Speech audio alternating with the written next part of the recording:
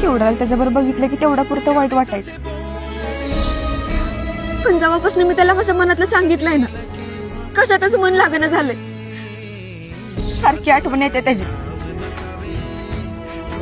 एखादी गोष्ट हातात निसटताना कसं वाटतं ना, असं वाटतंय बघ. आणि मी काय करू शकत नाही पल्ले. या समजात काय होणार आहे माझं? अभ्यास कसा करू मी, घरी ध्यान कसं देऊ? तो केव्हा माझा विचार करेल का? काहीच कळणं झालंय पल्ले. मला वाटते तू वाट बघ.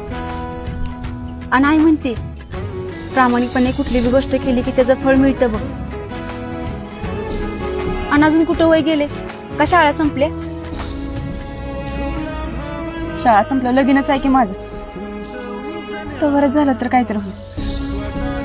आणि आज पावतर नाही झालं तर आता होईल, असं बी वाटत नाही मला. अगं तू त्याच्याबरोबर बोललीच नाहीस तर कसं काय होईल?